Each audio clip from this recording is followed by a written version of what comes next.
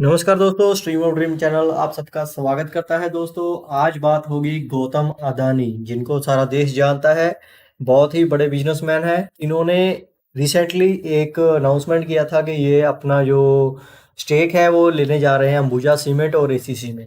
तो बात होगी आज इन्हीं की कंपनी की, बात होगी एसीसी सीमेंट्स की, क्योंकि उसमें दोस्तों ब्रेकआउट आया है और विद वॉल्यूम्स में ब्रेकआउट आया था। तो उसको लेकर अगर हम बात करते हैं, ये रहे कंपनी के। सबसे पहले हम देखते हैं बिजनेस मॉडल के बारे में, फिर बात होगी कंपनी के फंडामेंटल्स के बारे में, देन हम आएंगे टेक्निकल चार्ट पैटर्न के ऊपर। तो सबसे पहले अगर हम बात करते हैं कंपनी के फंडामेंट बिजनेस मॉडल के बारे में, तो जो कंपनी का बिजनेस मॉडल है वो आप सबको पता है कि ये कंपनी जुड़ी हुई है बेसिकली सीमेंट सेक्टर से जुड़ी है, सीमेंट बनाने का कामकाज करती है। कंस्ट्रक्शन सेक्टर से जुड़ी हुई ये कंपनी है, कंक्रीट भी बनाती है, लेकिन जो सबसे ज्यादा सेल आती है कंपनी की वो आती है सीमेंट को बेच करके। लगभग 90% का जो इनका रेवेन्यू आता है वो सीमेंट बेचकर आता है, और कंस्ट्रक्शन का जो मटेरियल है वो या फिर केमिकल बेचकर जो रेवेन्यू आता है वो महज 10% के आसपास ही है। तो अगर हम बात करते हैं कंपनी के मार्केट कैप की, तो जो कंपनी का मार्केट कैप है वो लगभग 47,000 करोड़ के आसपास है। लार्ज कैप की ये कंपनी है। स्टॉक पी की बात कर लेते हैं। एज कंपेयर टू इंडस्ट्री पी दोस्तों अभी बहुत महंगा है, क्योंकि इंडस्ट्री पी महज 28 के आसपास चल रही है और स्टॉक पी है लगभग 54 के आसपास। ये 54 क्यों पहुंचा है दोस्तों? क्योंकि ये देश की दूसरी सबसे बड़ी सीमेंट मैन्युफैक्चरिंग करने वाली कंपनी बनने जा रही है, क्योंकि अंबुजा सीमेंट, एसी सीमेंट मिला करके अगर हम बात करते हैं तो दूसरे नंबर पर पहुंच जाती है सीमेंट मैन्युफैक्चरिंग में इंडिया में। तो इसके और एक नाम और जुड़ जाता है अदानी ग्रुप, उसकी वजह से भी स्टॉक ऑटोमेटिकली आपको महंगा ही मिलेगा दोस्तों। इसके बाद अगर हम बात कर लेते हैं आरओसीई की, तो डबल डिजिट में कंपनी की आरओसीई है। अगर हम बात करते हैं आरओई की, तो वो भी डबल डिजिट में 14% के आसपास की है। इसके बाद अगर हम चलते हैं कंपनी की सेल के यानी कि प्रॉफिट लॉस स्टेटमेंट के ऊपर, तो कंपनी का जो धंधा लगभग 2010 में 8,000 करोड़ के आसपास हुआ करता था, वो पहुंच चुका है लगभग 1,600 करोड़ के आसपास, यानी कि दोगुना हो चुका है। ऑपरेटिंग प्रॉफिट मार्जिन्स की बात कर लेते हैं, तो कभी भी कंपनी ने आज तक डबल डिजिट के नीचे ऑपरेटिंग प्रॉफिट मार्जिन्स नहीं बुक किए हैं। जब भी किए हैं तो वो लगभग 13 से 15% के बीच में रहे हैं। मैक्सिमम 90% के आसपास ऑपरेटिंग प्रॉफिट मार्जिन्स रहे हैं। ये भी काफ़ी अच्छे सिग्नल है कंपनी के फंडामेंटल्स के रिगार्डिंग।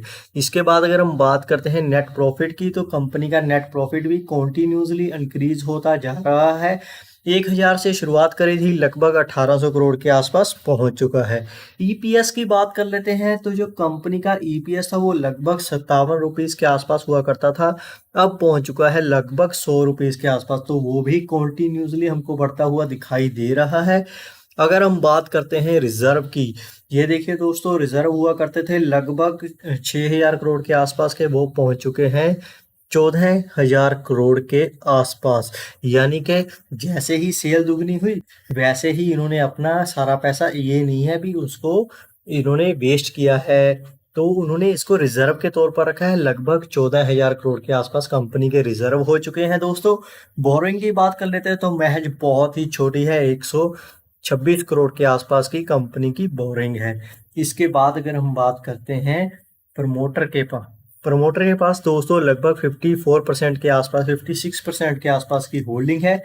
इसमें आप देख सकते हैं अंबुजा सीमेंट ने 50% का स्टेक लिया हुआ है कंपनी में, और अंबुजा सीमेंट की वजह से ही ये स्टॉक जाता है मिस्टर अदानी को, क्योंकि जो 63% की होल्डिंग है वो अंबुजा सीमेंट में मिस्टर अदानी की हो चुकी है, और 50% स्टॉक है जो अंबुजा सीमेंट का है, जो एसीसी का है वो इनके पास है। तो ये कंपनी इनडायरेक्टली अदानी ग्रुप को जा चुकी है दोस्तों। इसके बाद अगर हम बात करते हैं कंपनी के टेक्निकल चार्ट के ऊपर, तो कंपनी का जो चार्ट पैटर्न आप देख सकते हैं, यहाँ पर एक राउंडिंग बॉटम पैटर्न बनता हुआ दिखाई दिया था, और इसका ब्रेकआउट भी आया था। और जो शॉर्ट टर्म निवेशक होते हैं, शॉर्ट टर्म मित्र जिसको कि सिर्फ 10 से 15% का रिटर्न लेना होता है, वो वो उनका जो टारगेट थे वो इनको अचीव हो चुके थे। उसके बाद स्टॉक ने गिरावट दिखाई है दोस्तों। उसके बाद दोबारा चलने के लिए, भागने के लिए तैयार हो चुका है दोस्तों। अगर हम बात करते हैं बाइंग ट्यून की, तो बाय आपको कर लेना होगा लगभग 2500 के लेकर के 2400 के बीच में ये स्टॉक आपको बाय कर लेना है। लेकिन यहाँ पर हमारा एक डिस्क्लेमर है दोस्तों, हम सेबी रजिस्टर्ड नहीं है। कृपया निवेश करने से पहले अपने फाइनेंशियल एडवाइजर की सलाह जरूर ले लें। तो आपको जो स्टॉक बाय करना है 2400 से लेकर 2500 के बीच में बाय करना है। और जो इसका सबसे पहला टारगेट होगा वो सबसे पहला ही रेजिस्टेंस होगा, यानी कि 2750 के आसपास इसका सबसे पहला टारगेट होगा। अगर हम बात करते हैं, अगर आप स्टॉक को 6 महीने साल भर के लिए होल्ड कर सकते हैं तो ये टारगेट होगा लगभग 3500 के आसपास।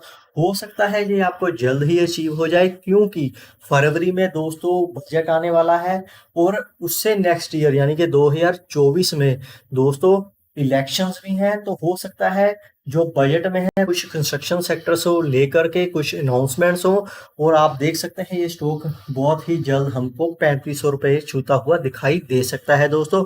तो आज की वीडियो में इतना ही दोस्तों, जल्द हाजिर होंगे नए टॉपिक के साथ, नए वीडियो के साथ। धन्यवाद।